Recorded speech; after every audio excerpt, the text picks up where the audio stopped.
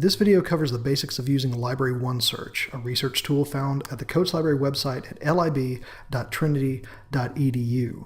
You may be watching this because your class is going to come to the library where you're going to use Library OneSearch to get started on a research project. If so, at the end of the video, go to the site and run a few practice searches through it just to get to know it and get to know the features to get ready for class in the library that day.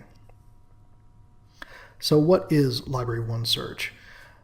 Well, the library's collection includes a lot of stuff. Some of it is actually in the library building, like books and DVDs, but there's also a lot of stuff online, including scholarly journals, newspapers, and streaming media.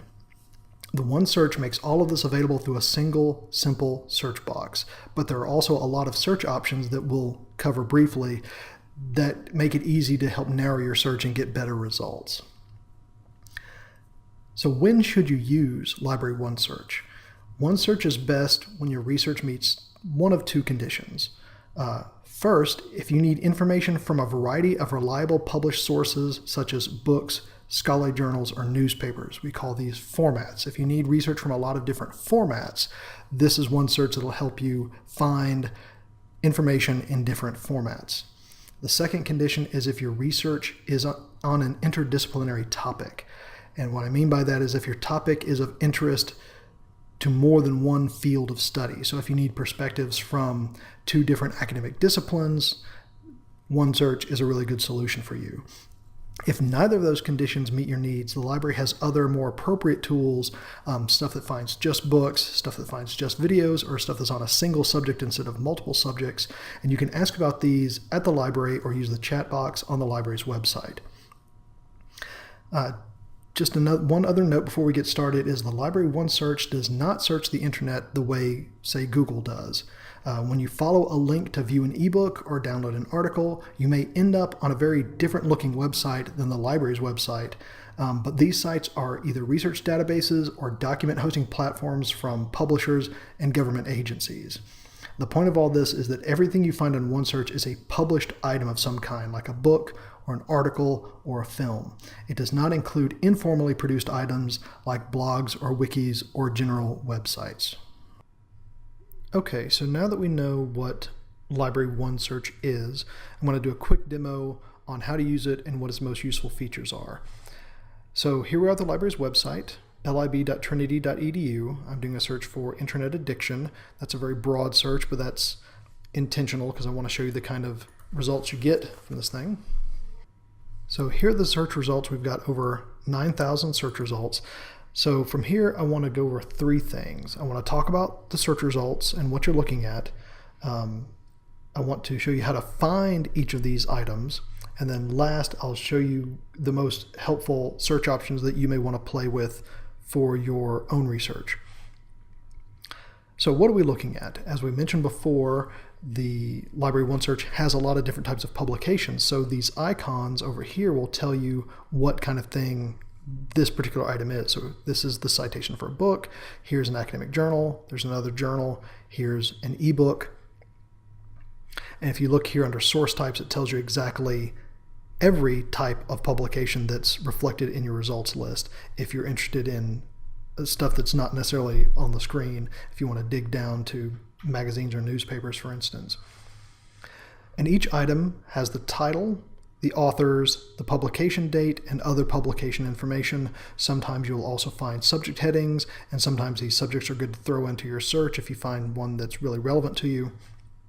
So that's what you're looking at. You've got titles, authors, publication type. That's what's in the search results. To actually find this stuff, you've got a couple of paths you can take. This book, for instance, has this little location box, which means it's actually in the library. It's in an area of the library called the stacks. There's a call number, and this says it's currently available. So to get this, you would need to write down this information, bring it to the library, go to the front desk, and ask for help, and they'll tell you how to find this book on the shelves.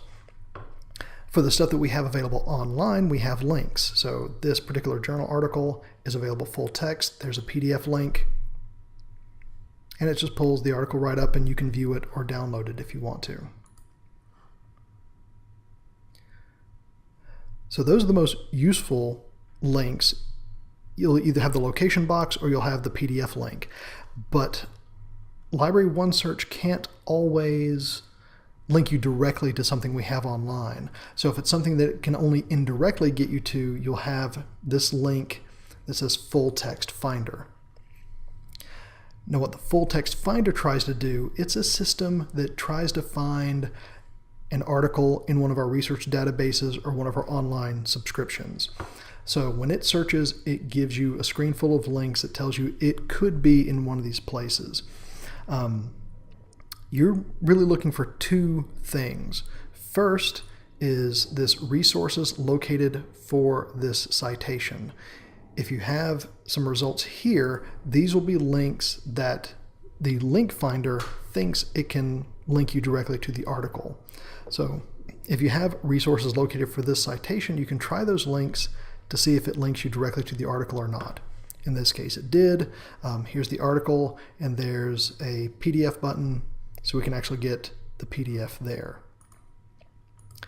If you try a couple of those links and the article doesn't come up, don't frustrate yourself, just try a couple. But if you can't find it through these links, jump down here to where it says Request via Interlibrary Loan.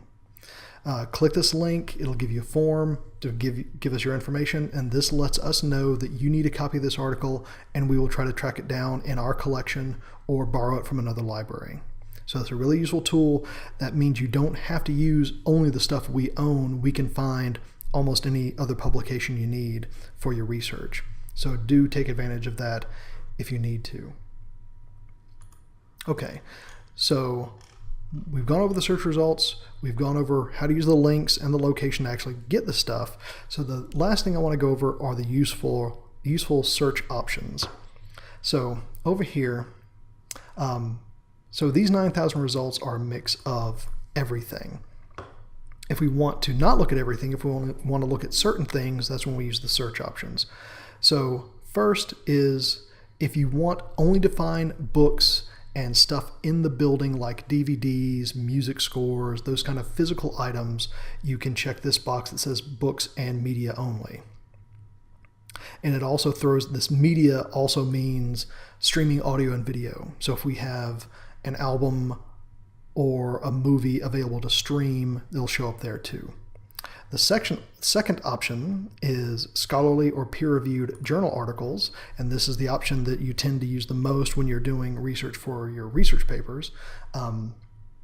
That gives you just the peer-reviewed journal articles. It takes away the newspapers and the magazines and everything else, so you have just the most scholarly sources. And you'll see there's a screen full of PDF links where you can just download those directly.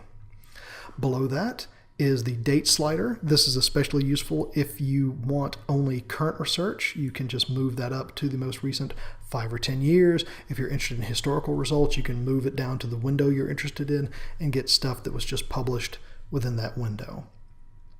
Below that are source types. We kind of touched on this before.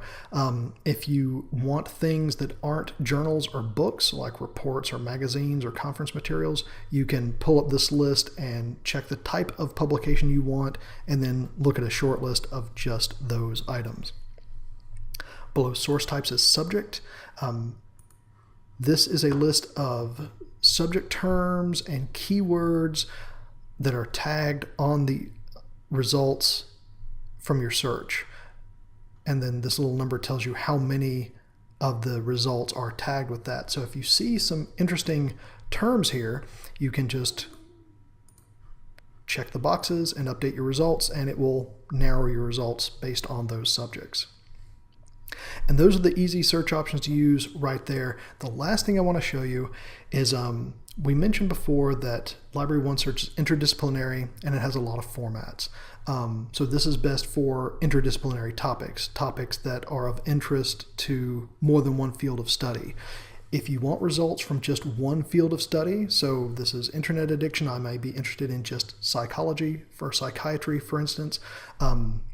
The best thing for me to do is to go to a psychiatry psychology database and then just search in there.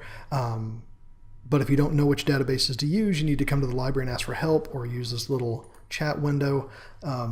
But Library OneSearch does have a quick little workaround. If you come up here to Advanced Search, you get a checklist of disciplines. So from here I can go to psychology, for instance, and I can cross-reference them. So if I was also interested in, let's see, education and technology, I can scroll down here and add these to my search. This will take out the journals and the sources from all the other disciplines, leaving me with just these 3. And that can help you focus your search if you don't have time to figure out what the subject-specific databases are. If you have any questions, visit the library's front desk, email asklib, ASKLIB, @trinity.edu, or click the help button in the lower right corner of our website.